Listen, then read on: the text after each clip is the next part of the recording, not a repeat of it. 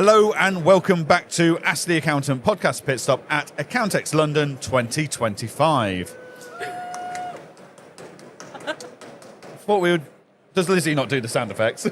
I have joining me a bookkeeper that does things a little bit differently. Someone that takes remote working to a whole new level. So introduce yourself, who you are, what you do, and what you're here for. So my name is Leanda Daddow. I'm one of the co-directors of Celtic Bookkeeping and Accountancy services. We are a very hands-on bookkeeping company, although we do it all.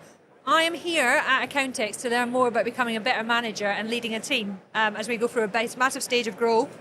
And that's a bit we need to work on. We've got the clients, we've got the income, we've totally transformed our business.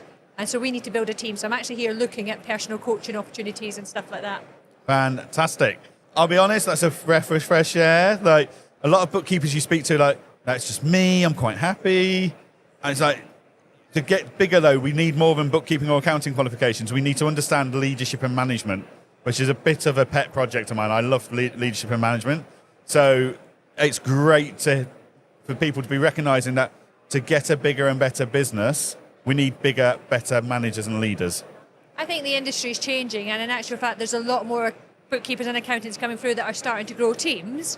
But I think it has historically, if you're self-employed, been seen as a role that you do small in the office at home. And don't get me wrong, I started off like that 15 years ago, shut the business down after 10 years, and then now I've regrown it to we've just employed 2 new members of staff, and imagine that we'll probably need to employ a third within the next 3 months. Wow. And it's not something our industry qualification sets us up for at all. Like, if you do hair and beauty or bricklaying or something at college, there's an aspect of bookkeeping. There's an aspect of running a business. There's an aspect of management and leadership and managing people. We don't get any of that. We just get technical skills on how to do bookkeeping and accounts, and that is it. As I shared yesterday on my talk, I didn't know how to run a business. In 2020, I almost closed my doors. I actually was at the point where I was ready to commit suicide because I'd had enough. Wow. COVID hit, and me and Stacey, who was then just an employee, working together, we were good friends at that point already. We could actually step back, support our clients through COVID, but we actually totally revamped our business. And along with Stacey and Joe and Zoe from Six Figure Bookkeeper, not only did it save my life, it also saved my business. Wow. And here we are now back up to a team of 8, growing, and I don't tie myself to a desk 9 to 5, 5 days a week. Good. There's no point of having a business if you haven't got the quality of life you want. Yes. Okay. So I think you said off air, you've not been to one of these events in a while. Nope. First impressions of Accountex 2025? It's been really, really good. I think one of my frustrations, I've voiced it at the couple of events I have been to recently, is the big focus on MTD. We should all be ready. We've been talking about it, and I don't know what we can do within the industry to get everybody on board and realise it is happening. You can't say it's not going to happen. There's a large percentage of people that are still going, HMRC will delay it. And they're not. Like, the resources HMRC are putting into this in their communications and their public-facing team, like, they've got a whole MTD champion team led by Craig Oval and his colleagues that are doing phenomenal work. They're not going to just delay it now. No, definitely not. So as a firm, we've been MTD ready since 2019. Yep. When we were originally talking about it before COVID. All of our clients are in the beta. All of our clients will be submitting quarterly income and expense reports this year. So next year, when those people who haven't prepared for it go, we can't take you on. Come, we're ready. I'll take on more staff. We'll be ready. Yep, fantastic. I love that approach. Very pragmatic and proactive. Okay, so when you were getting ready to come, what were you most looking forward to about this event today and yesterday? It's got to be the party. If anybody knows me, I do like a social. I do like to have a party afterwards. I was extremely nervous yesterday. People would come speak to me, and I was like, because we were talking on stage. And for us, not something that we do. Me and Stacey have done one talking event recently where we've talked on stage to business owners. It's more nerve-wracking being stood up there chatting in front of your peers. So I was really nervous about that, but I was excited about catching up because it's all about the community. It's about catching up with those people that you don't see. And yes, we're here to learn, we're here to develop our skills, but we're also here to build relationships and connections, and there is enough of us around to support each other and lift each other. Yeah, absolutely. Well, I think I know the answer to the question next. But we'll ask it anyway, just to make sure. And if you say something other than what I'm expecting you to say, then it's probably a sign of it wasn't great. What's your highlight been? Standing on stage and Okay, having a full room. I was expecting you to say the party. That comes second. So it has to be standing on stage, having a full room, people standing, and in actual fact, people coming up to me afterwards saying, we couldn't get a seat, so we went to the bar and listened to your talk on the headphones. How that cool was is amazing. that? Such a cool concept. Yeah. No, I'm loving that new concept. It's fantastic. I didn't know you could go to the bar and do it, or I would have been doing it all day. Yeah, that would have been a very different Accountex.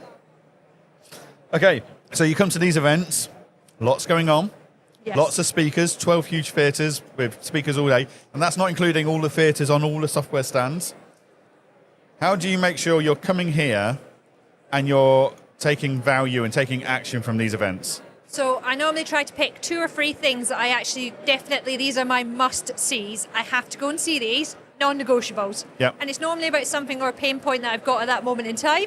I focus on them, and then I do kind of look at the software, look at who's about, and make the plans to go and visit the ones I want to see. I don't want bags full of goodies. I don't want to just pick them up for the sake of it. I want to just go and see the people Yep. that are going to make a difference in that we're going to use or that we're already using and give some feedback. Fantastic. Okay. And what do you love about this industry? I love the community. The community is getting better. The relationships between accountants and bookkeepers is getting better. And that's what I love. And I love the fact you can turn up to an event like this. I could turn up by myself and people would still come and say hello. Yep. That's right. People come and say hello and I don't know who they are, which is quite a frightening thought at times. And just being able to be in a space where you can ask a question, you can go and say to somebody, I'm having this issue. How are you dealing with it at the minute? And it's non-judgmental. Yeah. If you aren't an accountant or bookkeeper, you would be very surprised by the community and the co-working and the co-sharing. There is, and don't get me wrong, there's different scales of things, and there is people out there that are not community involved, but you don't tend to be mixing with them, do you? Yeah. They're in their own groups, they're doing Yeah. their own thing. They're staying in Exactly. their lane, we're staying in our lane. But in actual fact, we're supporting and building everybody in that lane as well. Yeah, absolutely. Okay, so that's what you love. What would you like to change about our industry? What's the thing that drives you nuts? So I come from an ICB background. I am sick to death of people that have got other titles and other names and VFDs and whatever else they've got behind the name, slating bookkeepers. Yep. Because in actual fact, you can get a good bookkeeper, you can get a good virtual financial director, you can get a good chartered accountant. You can also get a bad one. So those titles actually don't mean nothing. It's the individual way that they build their business, the way that they build their relationships with clients, with fellow bookkeepers and accountants. We don't need to step on anybody. Yep. We need to lift each other up. And I think you mostly get it with some chartered accountants who are still running firms that possibly are a bit more dinosaur, aren't moving forward with the times. And they're very quick to say, if you're not chartered, then you're rubbish. No, it's not that we're rubbish. It's just that we're all different. Yeah. And not every business needs a chartered accountant. They're not going to like that. No. And even less businesses need a chartered accountant now because we just changed the audit threshold to 15 million turnover. Like, Exactly. small businesses don't need to overpay for things they don't need. Like, if their bookkeeper and their accountant and their business coach or whoever they're relying on in their network is good enough, helping them achieve what they need to achieve, what else do they need? And I feel that if you're having that conversation and they're talking in that way, in actual fact, it says more about them and the way they Yes. run their business than it does about you. Yeah, absolutely. Like if I post a positive post about MTD, I don't need somebody coming on it and saying, I'm not excited about MTD. Well, that's fine. You're Yeah. not. I actually am. I can't wait to do my first submission, see it go through and see what it actually looks like. Yep. See, it sounds actually like a works. Yeah. An MTD geek. Hey, we're all going to be passionate about something. Okay. What item is at the top of your tech stack that you couldn't do without on a day-to-day basis, either at work or at home? It's my mobile phone. Literally, I can run the whole business from my mobile phone. I travel a lot. I can run from my mobile phone when I cycled Land's End to John O'Groats over 75 days with my 2 children. I still run the business and did most of it from my mobile phone. I'd be video calling the office whilst cycling along the road. I love that. I'd run payroll on zero payroll whilst cycling along the road. Yeah, and I mean, you got some social content out of that. I watched your progress across the country. I thought it was brilliant. I mean, if you're not running your own business to achieve what you want to achieve in your life and to live your life how you want to live it, then why even be in a business yourself? Like, you may as well be employed. Exactly. and have better benefits. It's something that we talk about a lot is the why. We're very good at asking our clients the why. Yeah. But in actual fact, as business owners, as professionals, do we sit down and go, why do we turn up to work today? So, I have it on my T-shirt. I drive a fire engine. It was a dream. What's yours? Because we've all got a dream, and that's our why. Yeah, I love that. Very Simon Sinek. It doesn't have to be as extreme as mine. I know that some people think I'm crazy. I will admit I'm a bit nuts. But hey. But that's what your clients love about you. Yes, exactly. But we all have a dream, and it doesn't matter if it's from being able to drop your kids to school and pick them up every day to do what I do and travel the world and homeschool the children. It's a dream. It's why we turn up every day. Exactly. I love that. Okay. How do you feel AI is going to impact on you and your job role? I think that what it's going to do is help us build our team's skill levels so they can help us with more complex work, and that day-to-day stuff is being done with the assistants. Now, don't get me wrong, AI will never fully take our jobs because AI cannot communicate the way that we do. And everybody's communication skills are different. The way that people communicate with their clients is totally different. That's why we all attract different clients. But by using apps like with Auto that do the bank reconciliation, a lot of our bank reconciliation's done. So in actual fact, the team can then be preparing the reports and chatting to the client. We have a very hands-on approach. We speak to most clients every single month. Yeah. So for our team to be able to pick up the phone and it not have to be me and Stacey and let them build their relationships more as well, that also helps us planning for the future because then we don't have to make all the telephone calls. The team can do it. And the AI will be doing those basic roles. But I still need a human being to manage my calendar for me. AI can't do that because it doesn't know when my kid's surf lesson is and when my next appointment needs to be. So yeah, and for the last couple of year, we've been hearing, AI will be the death of the bookkeepers. Look, when I got into the industry 8 years ago as a bookkeeper, I was told OCR was going to put me out of business. OCR just re-engineered how I spend time. So I spent less time entering blooming receipts into software. The OCR did that. I spent more time doing high-value work with my clients, earning more money. AI is going to be exactly the same. It won't take anyone's job unless you're not adopting AI in your work. It will just re-engineer how your time is spent. And it will allow you to spend your time on more high-value work, whether that's high-value in pounds and pence or high-value in that client relationship building process. Exactly. Or high value in doing what you want to do. Yeah. In freeing that time up. Yeah. So in actual fact, you don't have to work Go as and long. do the surf lessons. Yeah, exactly. Right. Thank you very much for joining us on Ask the Accountant podcast pit stop at Accountex London. This is your moment to shine, whether you want to talk to fellow bookkeepers about and inspire them about your leadership and management learning, whether you want to talk to future clients. That camera over there with the red light on, go for it. Plug whatever you would like to plug. So you can follow me on social media because I am all over social media. If you want to learn about bookkeeping and accountancy and how I've built my business, follow me. If you want to learn about traveling the world and homeschooling your children, follow me. Just look for Leanda Daddow. Or if you go onto our website, there's also links to all of my personal social media where we share the journey. Because in actual fact, I don't know anybody that wears just one hat. We all wear multiple hats. So I'm a mum. I run an accountancy company. I run a will writing company. I'm also supposedly a social media influencer. But I do have a Facebook, Instagram, and YouTube where I would tell you how to travel the world and do what you want to do, and also what happens when it all goes wrong. Fantastic. There we go. Thank you very much for joining us at this podcast pit stop. We hope you've enjoyed it. It's been brilliant. If you've enjoyed this episode, make sure you like it in YouTube. Make sure you subscribe to the channel so you don't miss any of the other episodes that are coming out from Ask the Accountant podcast pit stop at Accountex 2025. I'm special. I get both of yous. The first ever guest to get both of us. So first of all, if you can have a look at leaderboard, and if you can have a look at leaderboard, who on that leaderboard would you like to beat? Any name on there? The rival. I want a rival. Ami Copeland. Okay. Oh, you've gone big. All right, okay. So remember the rules. The rules are, I have 5 top trump cards in front of me. And in these top trump cards, you have the opportunity to ask me any question you like, but I can only answer yes or no.